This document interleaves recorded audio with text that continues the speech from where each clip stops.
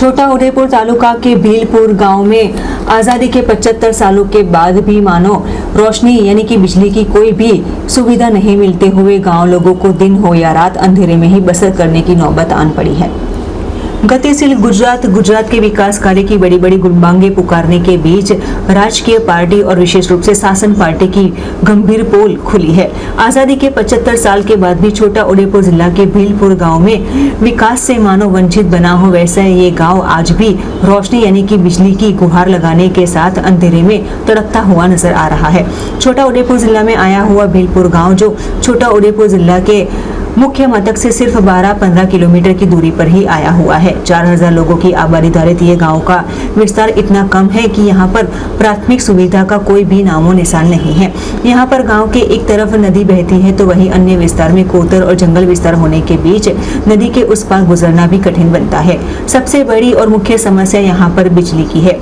बिजली ही नहीं होने के कारण ये मानो गाँव का विकास ही रुक पड़ा हो, अटक पड़ा हो वैसा फलित हो रहा है। बारिश के वक्त यहाँ पर रास्ते बंद हो जाते हैं, लोगों को गांव के बाहर निकलना उतना ही कठिन बनता है।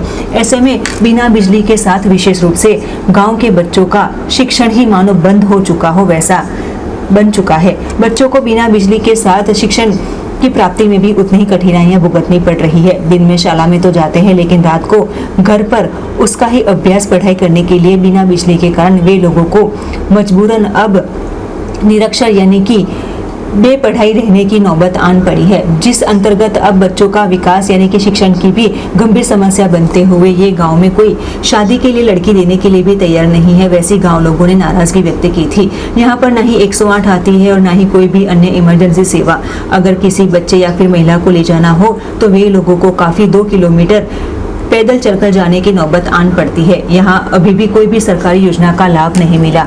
ऐसे में शादी हो या अन्य कोई प्रसंग अवसर पर वे लोगों को नदी के उस पर पानी से ही बिजली के तार लगाकर बिजली लेने की नौबत आन पड़ी है। ऐसे में गांव लोगों ने यहाँ पर स्थानिक नेताओं पर भी गंभीर नाराजगी और प्रहार किए थे। बार बार बिजली देने के झूठे वचन देने के साथ वे लोगों के वोट तो ले जाते हैं लेकिन विजेता होने के बाद यहाँ पर कोई देखने भी नहीं आता। वैसी नाराजगी व्यक्त करते हुए पूरे भीलपुर गांव के लोगों ने बिजली की मांग की थी। ये भीलपुर गाम में एक फड़िયું છે કાચલા ફળિયા। હવે કાચલા ફળિયામાં આખું ફળિયું છે પણ વર્ષોથી લાઇટ નથી। હવે મને ચૂંટાયા પછી આ લોકોએ કીધું કે સરપંચ અમારે લાઇટ નથી, તો પછી મેં ઠરાવ કર્યો। ઠરાવ કરીને યાદી સાથે તાલુકા પંચાયતને 29/9/2022 આપ્યું હતું। હવે રજૂઆત તો સાહેબ ઘણા કારની કરે છે એ લોકો। હવે આ લોકોને કંઈ લાઇટ મળે તો સરકાર થોડી મદદ કરે ને થાય લાઇટ એવી અમારી અપીલ છે, નમ્ર વિનંતી છે।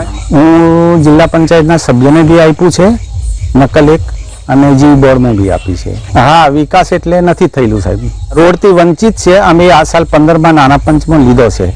હવે એ સાહેબ એમાં એવું છે કે ઉપર જે ચેકડેમ બનાવેલા એ ચેકડેમ તૂટ્યા અને તૂટ્યાના કાદારે કંઈક થોડો નુકસાન થયું છે। કોજો અમારે લાઇટ નથી, અમારા છોકરા ભણવા કેવી રીતે જાય? અમારા છોકરા એવા ને એવા અબન રહી જવાના। લાઇટ નથી, અમારા છોકરાને લગ્ન કરીએ તો છોકરીઓ કે ભણેલા નથી છોકરા,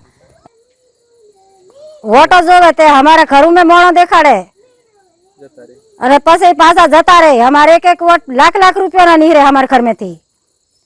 हमारे शू करवानू? हमें कार्यालय करीने तो हमें दिए ने वोट। हमारे नंदिया पानी भरवा जवानू, हमारे कई नहीं। महिला ने हमारे खाटला में खाली ले जवानू, 108 नहीं आती हमें हमारे ले जवानू। 2 किलोमीटर हमारे भीलपुर गांव में जवानू। लाइट वगैरह रोंदवान के ये हमारे तकलीफ पड़े। हमारे लाइट थी जाए तो बाकी हमें वोट नहीं हालवाना। हवे आ काचला फळिया छे, काचला फळिया में वर्षो वीती गया छे पण लाइट नहीं के कछु भी नहीं। झूठू बोली वोटिंग लई जाए छे। हमें लाइट करी आलशु कहे छे पण लाइट नहीं आवती। लाइट शू कारण नहीं आवे तमे कोने? बहुत तकलीफ पड़े। हमें लाइटो लगन वखते हमें लाइटो पेली नंदी वटीन पेलपा लाइटो नदी में पानी में वायर नाखी शॉर्ट लागे एवी रीतना हमें वायर नाखी पेलपाथी लाइट लाए। लाइट लावी लगन कोई लगन प्रसंग में हमें लाइट लावी लगन कराए।